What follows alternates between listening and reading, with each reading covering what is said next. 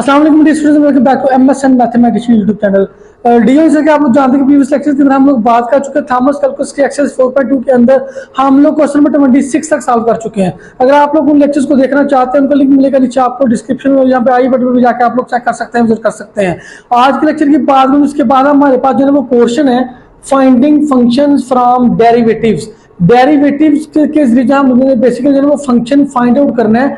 Let's suppose कि हमें किसी फंक्शन का डेरिवेटिव दिया हुआ है, हमने अंदाजा लगाना है कि जिस फंक्शन का डेरिवेटिव दिया हुआ है ये बेसिकली किस फंक्शन का डेरिवेटिव है। सिंपल है, इजी है, सारे के सारे क्वेश्चंस आज के लेक्चर में question number 27, question number 28, question number 29, question number 30 को कंप्लीट सॉल्व करके दिखाऊंगा, बताऊंगा। आपने लेक्चर को आखिर तक देखना है। उससे पहले मेरी आपसे रिक्वेस्ट है कि लाजमी जो है इस चैनल को सब्सक्राइब किया करें और बेल के बटन को प्रेस किया करें ताकि नेक्स्ट टाइम में जब भी लेक्चर लेके आता हूं आपको इमीडिएटली उसका नोटिफिकेशन मिल सके विदाउट वेस्टिंग आवर टाइम। चलिए स्टार्ट करते हैं आज का लेक्चर।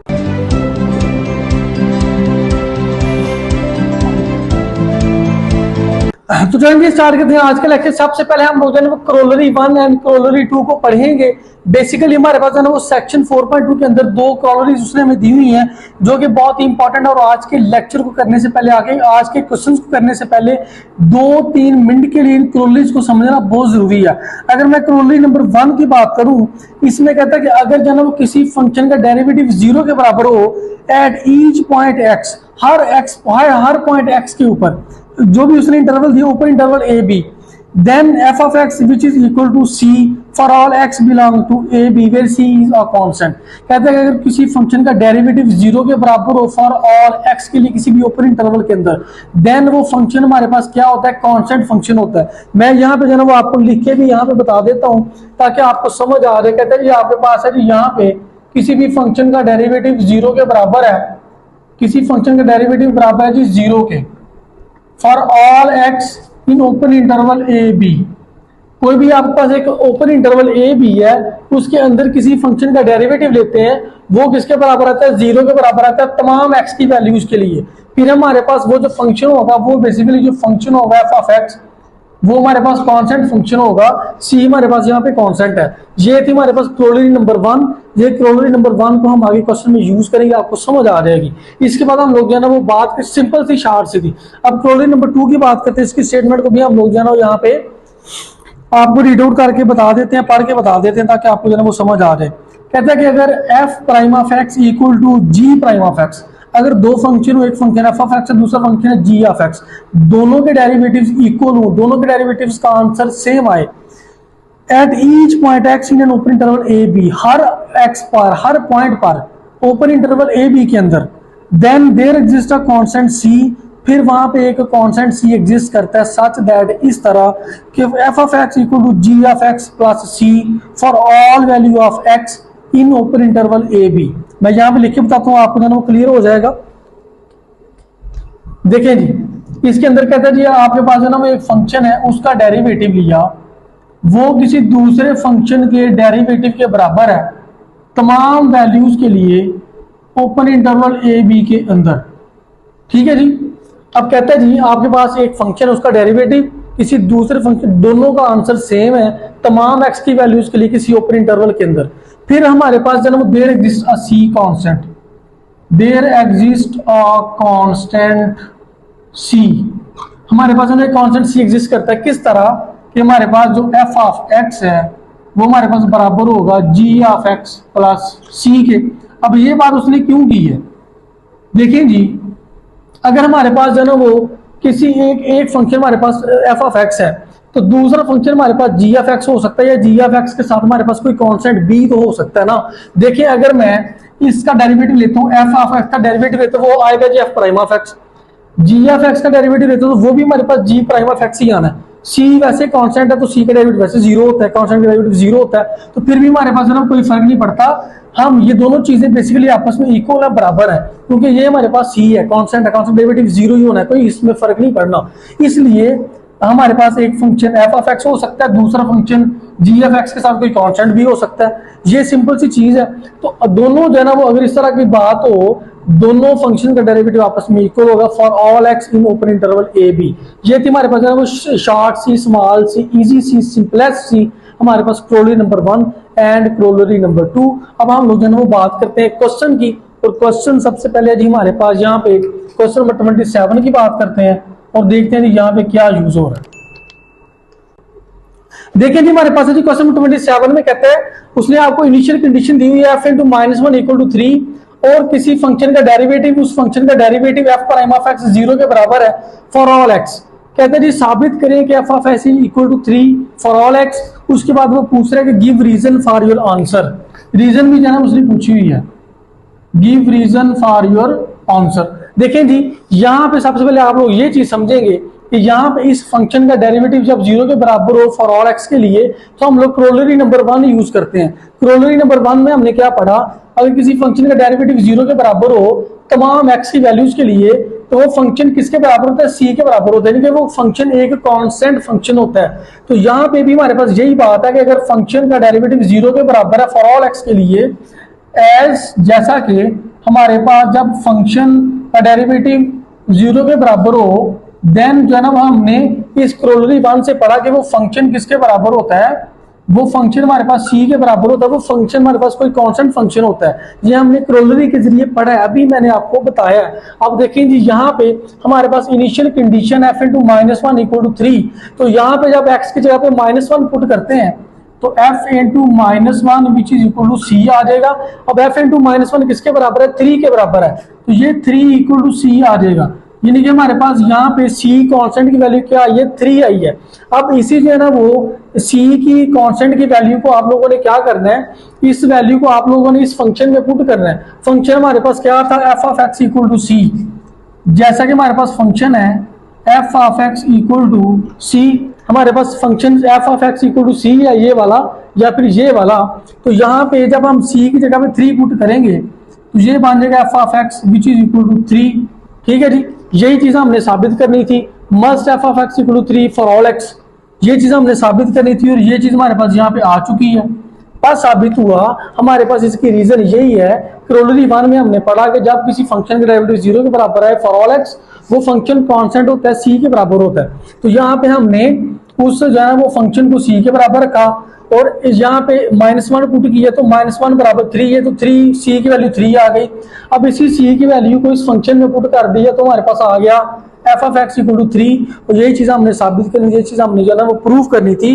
ये था हमारे पास क्वेश्चन नंबर 27, सिंपल था, इजी था, बहुत ही जो है वो मैंने शार्ट करके आपको समझाया बताया। नेक्स्ट हम लोग बात करेंगे क्वेश्चन नंबर 28 की। नेक्स्ट है हमारे पास क्वेश्चन नंबर 28 की बात करते हैं। इसमें कहता है जी f ऑफ 0 इनिशियल कंडीशन दी है, f ऑफ 0 इक्वल टू 5, उस फंक्शन का derivative f prime of x equal to 2 है, must f of x equal to 2x plus 5, यानी कि f ऑफ x जो है ना वो क्या होना चाहिए, 2x प्लस 5 होना चाहिए। ये चीज हमने साबित करनी है, प्रूव करनी है और रीजन भी देनी है। तो जो हम इसके जो है प्रूफ के अंदर ही इसकी रीजन मुबहम है, छुपी हुई है। तो देखें जी बात करते हैं। अब देखिए यहाँ पे हमारे पास बेसिकली आ गया 2 के बराबर। अगर यहाँ पे हमारे पास f prime of x equal to 0 होता तो हम क्रोलरी नंबर 1 यूज कर सकते थे कि इस फंक्शन जो है ना वो c के बराबर होगा, कांस्टेंट फंक्शन होगा। लेकिन यहाँ पे तो आ गया 2। अब देखें अगर हमारे पास है ना वो ये फंक्शन 2 के बराबर है तो ये क्रोलरी यूज नहीं हो रही। फिर हम जो है ना वो क्रोलरी नंबर 2 की तरफ आते हैं, हम इससे आके पूछते हैं कि यहाँ पे हम जो है ना वो क्या चीज कर सकते हैं। देखेंगे लेट सपोज हम जो है ना वो ये हमारे पास किसी फंक्शन का डेरिवेटिव किसके बराबर है, 2 के बराबर है। किसी फंक्शन का डेरिवेटिव किसके बराबर है, 2 के बराबर है। अब वो कौन सा ऐसा फंक्शन है जिसका डेरिवेटिव 2 आता है, तो वो यहाँ पे उसने दिया हुआ है। हम यहाँ से क्वेश्चन से हेल्प ले सकते हैं। अगर मैं इसी फंक्शन का डेरिवेटिव लूं तो x 1 हो जाएगा, ये 2 आ जाएगा, 5 0 हो जाएगा, तो ये 2 आ जाएगा, यानी कि इस फंक्शन का डेरिवेटिव तो 2 आ गया। तो यही फंक्शन हम लेके चल जाते हैं। हम कंसीडर करते हैं कि लेट हमारे पास कोई फंक्शन है जो g ऑफ x, वो बराबर है 2x प्लस 5 के। तो जब मैं इस फंक्शन का डेरिवेटिव लेता हूं तो ये बनेगा g prime of x which is equal to 2x plus 5। अब देखें जी g prime of x, sorry इसका डेरिवेटिव ले तो किसके बराबर आ गया, 2 के बराबर आ गया। तो इस 2x का डेरिवेटिव 2, 5 का 0 तो 2 आ गया। अब देखें g प्राइम ऑफ x का हमारे पास डेरिवेटिव आया 2, f प्राइम ऑफ x का डेरिवेटिव भी 2 था। इसका मतलब कि g प्राइम ऑफ x और f प्राइम ऑफ दोनों इक्वल आ गए हैं, यानी कि g प्राइम ऑफ x किसके बराबर आ गया, f प्राइम ऑफ x के। अब ये वाली जो कंडीशन यूज हो रही है ये हमने कहाँ पे पढ़ी थी, यहाँ पे पढ़ी थी क्रोलरी नंबर 2 में कि f प्राइम ऑफ x जब हमारे पास किसी फंक्शन का डेरिवेटिव किसी दूसरे फंक्शन डेरिवेटिव के बराबर आ जाए, वैल्यू सेम आ जाए, तो हमारे पास क्या कंडीशन होती है, F of X equal to G X plus C. तो यही कंडीशन हम जो है ना इस क्वेश्चन में यूज करेंगे। तो यहाँ पे हम लोग यहाँ पे यूज करके चेक कर लेते हैं ताकि आपको जो है ना वो सारी की सारी बातें क्लियर हो जाएंगी।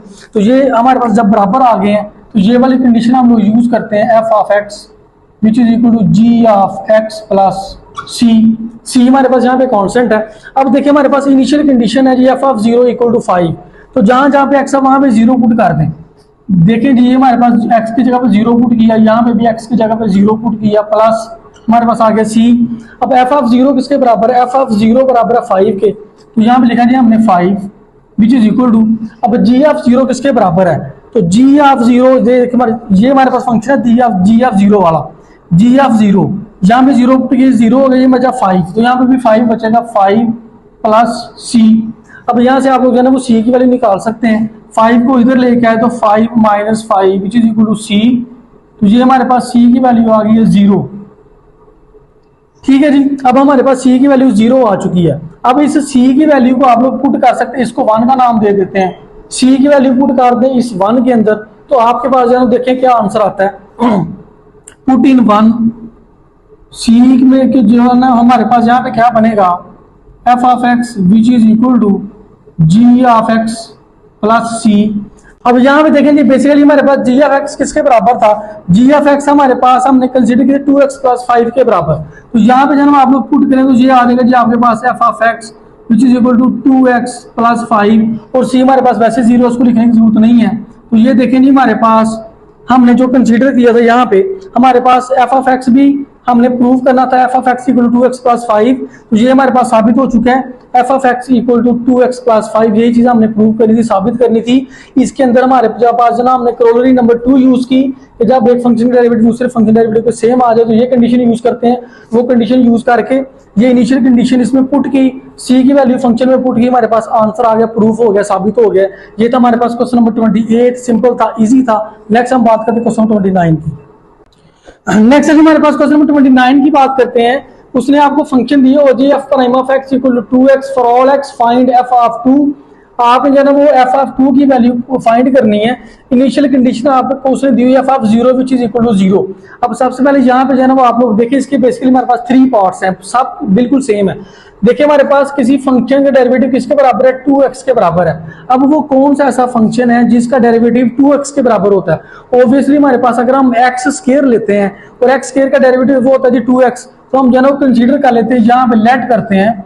हमारे पास जी ऑफ एक्स एक ऐसा फंक्शन है जो है जी हमारे पास एक्स स्क्वायर। अब एक्स स्क्वायर का डेरिवेटिव होता है जी 2x, इसका डेरिवेटिव लेके चेक करें तो ये बनेगा G of X which is equal to 2x। अब देखें एफ प्राइम ऑफ एक्स भी 2x, ji prime of x भी 2x, इसका मतलब कि जी प्राइम ऑफ एक्स किसके बराबर आ गया? एफ प्राइम ऑफ एक्स के। ये दोनों जब हमारे पास बराबर हो जाएं तो हम क्या करते हैं, हम लोग यूज करते हैं क्रोलरी नंबर 2, बराबर हो गए, ये वाली कंडीशन यूज करते हैं। तो हमारे पास कंडीशन क्या है जी, F of X which is equal to G of X plus C दिया हुआ है। अब आप आ जाइए इस क्वेश्चन की तरफ, इस कंडीशन की तरफ। यहाँ पे जी हमारे पास एफ ऑफ 0 इक्वल टू 0, तो यहाँ जहाँ पे हमारे पास 0 है वहां पे एक्स है, वहां पे 0 लगा दें, तो ये बन जाएगा जी F of 0 which is equal to G of 0 plus हमारे पास सी है। अब देखें जी यहाँ पे जब एफ ऑफ 0 किसके बराबर है? 0 के बराबर है, तो वो तो हमने 0 लिख दिया। अब जी ऑफ 0 किसके बराबर है? जी ऑफ 0 ये हमारे पास जी वाला फंक्शन है, ये वाला हमने कंसीडर किया था। जी ऑफ 0 तो ये भी 0 का स्क्वायर 0 ही होना है, ये भी 0 के बराबर है, प्लस सी। अब यहाँ से सी की वैल्यू निकालें तो सी हमारे पास आ जाएगा 0, सी की वैल्यू आ गई 0। इसको जो है वो इसमें पुट कर दे 1 में, पुट कर दिया जी 1 के अंदर, पुट इन 1 में अगर मैं पुट करता हूं तो 1 में पुट करता हूं तो ये देखें जी हमारे पास बेसिकली यहाँ पे जी F of X which is equal to G of X plus C. अब जी ऑफ एक्स किसके बराबर है? जी ऑफ एक्स बराबर एक्स स्क्वायर के, तो एक्स स्क्वायर प्लस सी किसके बराबर है? 0 के बराबर है, तो 0 लिखने की जरूरत नहीं है। अब हमारे पास आ गया जी F of X which is equal to X का स्क्वायर, एक्स का स्क्वायर आ गया। हमने किसकी वैल्यू फाइंड करनी है? एफ ऑफ 2 की, यानी कि एक्स के पे 2 पुट करना है, तो 2 की वैल्यू फाइंड करें, F of 2 which is equal to 2 का स्क्वायर, तो F of 2 which is equal to 4। This is the final answer of question number 29 का फर्स्ट पार्ट। बी पार्ट और सी पार्ट भी बिल्कुल ऐसे, नो डिफरेंस, वो भी मैं कर देता हूं। यहां पे हम लोग बात करते हैं इसके बी पार्ट की।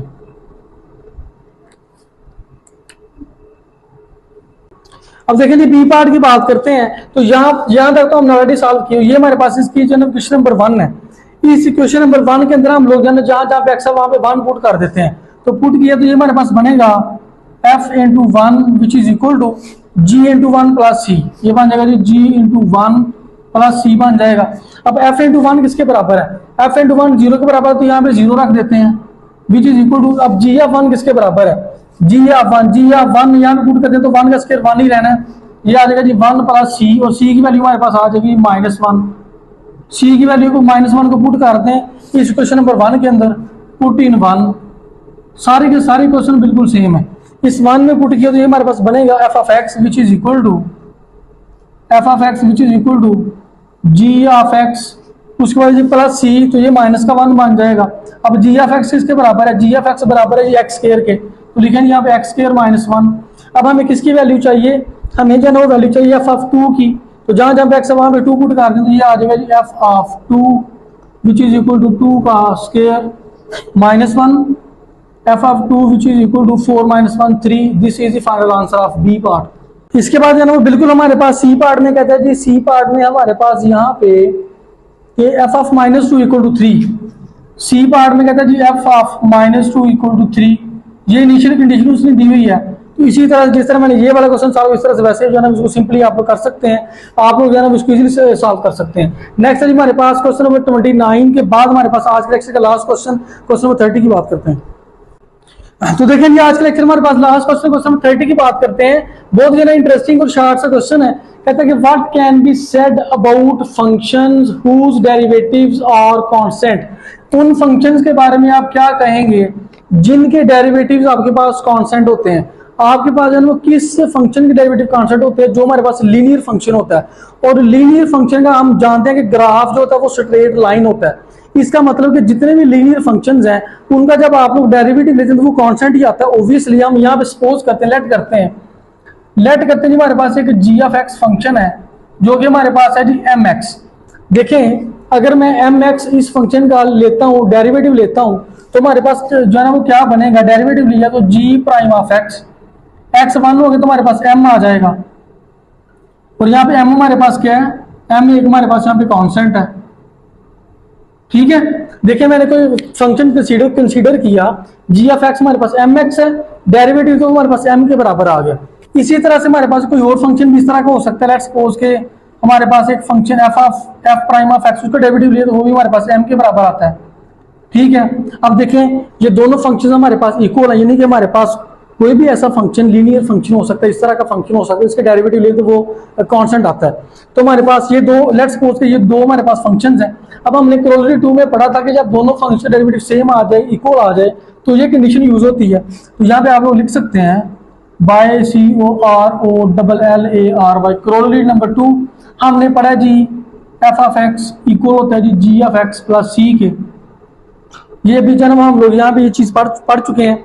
अब यहाँ पे हमारे पास क्या बनेगा? f of x which is equal to g of x हम किसके बराबर था? mx के बराबर, mx प्लस, अब यहाँ पे जन्म आप लोग ये हमारे पास c कांस्टेंट है, mx प्लस c।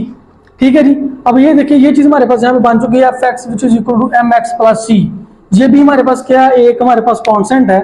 जिस तरह हमारे पास ये था f of x equal to g of x plus c, इसी तरह से हमारे पास ये हमारे पास एक लीनियर फंक्शन आ चुका है। और लीनियर फंक्शन का जब आप डेरिवेटिव लेते हैं वो हमारे पास कांस्टेंट होता है।